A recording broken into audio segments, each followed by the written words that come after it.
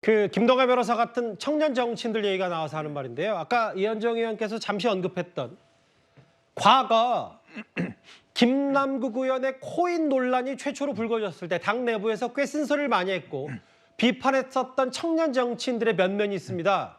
여기 보면 이동학, 박성민, 권지웅, 정원회 등 성치훈 뭐 최근에 많이 공천장, 도전장을 내밀었던 청년 정치인들 많이 아시는 분들 있을 텐데요. 이번에 공천 성적표를 보니까 이현정 의원님, 네. 공천에서 배제되거나 경선 탈락했다.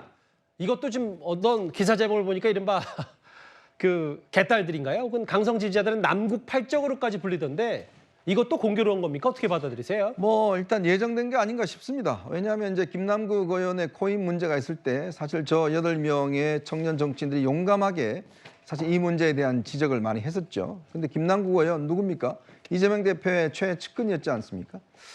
그러다가 온갖 뭐 자신의 어떤 이 코인 투자 문제되니까 결국 이제 탈당을 해 지금 무소속을 하고 불출마를 했는데 그때도 사실은 뭐 지지층들이 엄청나게 이 사람들을 많이 비난했죠. 예. 내부 총질이다 뭐 등등 이야기를 해서 사실은 지금 보면 뭐 기성 정치인도 그렇고 이런 청년 정치인들의 이런 목소리들 사실은 이번에 이분들이 다들 이제 지역구에 도전했는데 전부 다 성적이 다 떨어졌습니다. 특히 우리가 이제 서대문 갑 같은 경우에 여기가 청년 특별 지역으로 지정됐지 않습니까?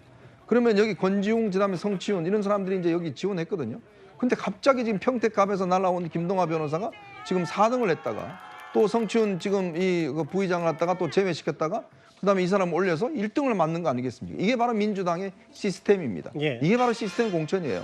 민주당이 자랑하는 시스템 공천. 즉 이재명 대표 측근과 이 대장동 변호사들은 어떠한 시기든지 간에 공천된다라는 게 바로 민주당의 시스템이 아닌가. 그걸 증명한 거라고 저는 그런 생각이 듭니다. 김준일 대표님께 이 질문을 드릴게요. 그러니까 그 시스템 공천 안에서 다 이루어진 일이니까 그 이런 부분에 대해서 하나하나 다 따로따로 평가할 부분은 없다라는 게 이제 공통된 민주당 소속 분들의 의견이긴 한데 그 공교로운 것과 오비락이 너무 많아서 그럼 이걸 또 시스템 공천이라고 부르기엔 의도된 거 아닌지 이런 지적에 대해서는 어떻게 생각하세요?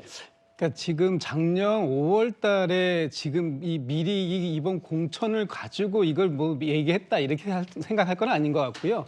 저 지금 8분들은 우리 당의 소중한 자산들이고 예. 또 지금도 굉장히 열심히 활동들을 하고 있고 앞으로도 굉장히 오랫동안 당에서 활동을 열심히 또 해 나가실 분들입니다. 저분들이 이번 총선에 도전한 것은 청년들이 청년으로서 갖고 있는 도전 정신에 대한 본인들의 역량을 체크해보는 그런 계기가 됐을 수 있다.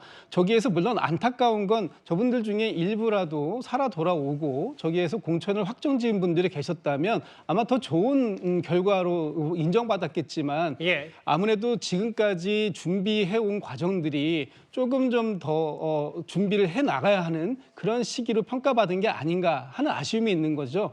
이분들을 뭐 남국 팔적이니 아니면은 뭐 앞으로 당에서 활동할 수 없는 이런 청년 정치인들로 매도하는 건 좀 바람직하지 않다. 이 정도 말씀드리겠습니다. 예. 뭐 저희가 매도까지 하는 건 아니고 이제 묵다 보고 이런 부분들을 좀 하나하나 좀 예리하게 보다 보니까 마치 또 이동학, 박성민, 권지웅 이번에 서대문에서 떨어졌고 박성민, 용인, 이동학, 인천, 옹진, 강화 성시훈 행정관은 이제 경선에 올라갔다가 3위를 최종적으로 들었다가 이 떨어져서 본인도 반발했었기 때문에 이 인물들 한번 모아봤어요.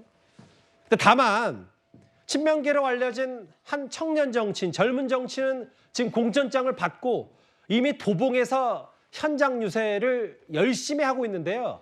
어제 오늘 그 인물 바로 도봉갑의 안기령 후보에 대한 온라인의 논란거리가 하나 있습니다. 이재명 대 차은우. 하나, 둘, 셋. 이재명. 아, 이건 아니다, 진짜. 차은우는 아니지.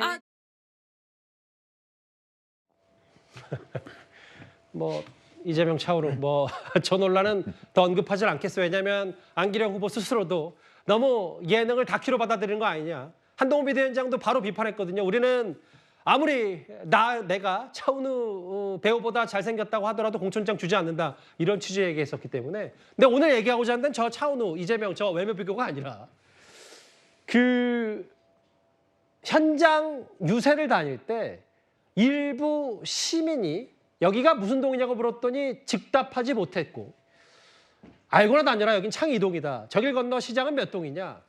먹을 자격이 없는 것 같다. 바로 또 상대 김재석 후보가 비판 목소리를 냈고요. 이 전반적인 흐름을 최병무 의원은 어떻게 논평하시겠어요? 근데 이제 특정 지역에 자기 지역구라도 특정 지역에 가서 여기가 무슨 동이냐 얘기하면은 뭐 답변을 못 할 수도 저는 있다고 봅니다. 예. 이해가는 측면이 있다고 생각을 하는데 특히 이제 뭐 창 2동이냐 창 3동이냐 이런 것까지는 모를 수 있겠죠. 그러나 이제 본인의 지역구잖아요. 그리고 지금 지역구에 그 공천을 받은 지도 꽤 됐어요. 그 정도면 저게 시장입니다. 시장이 그 뭐 창동에 있는지 아니면 무슨 동에 있는지 정도는 알아야 되는 것이고 그렇지 않아도 안규령 후보의 경우에는 워낙 이제 그 지역과의 연고가 전무한 상태에서 본인이 낙하산 공천을 받았다는 지적을 많이 받았고 그다음에 뭐 아까 저 얘기한 뭐 이재명 차은우 이거 가지고서도 그 언론의 주목을 받은 사람이란 말이죠. 그렇다면 본인이 그 지역에 대한 어떤 기본적인 상황 파악은 저는 했어야 된다고 보고요. 뭐 저 하나만 가지고 문제를 삼는 건 아니고 그 지역에 대한 그 이런저런 여러 가지의 그 어떤 공부 같은 것도 전 돼 있어야 된다고 보거든요. 사실은 마음가짐의 문제겠죠, 여러 가지. 그렇죠. 아니 왜냐면 본인이 워낙 주목을 받는 입장이잖아요. 그렇지 않고 여기에 공천받기 전까지 안규령 후보가 누군지 아는 사람이 그렇게 많았겠어요.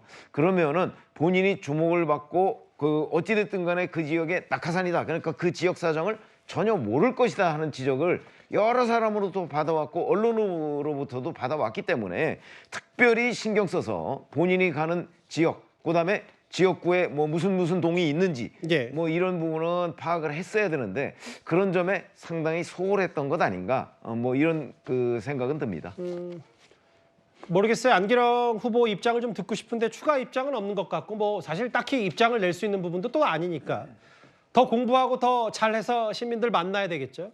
김재섭 후보의 저런 우리 낙하산 공천 받아들이는 지역이 아니다라는 취지의 얘기까지 친명 안기령 후보 얘기까지 길지 않게 만나봤습니다. 알겠습니다.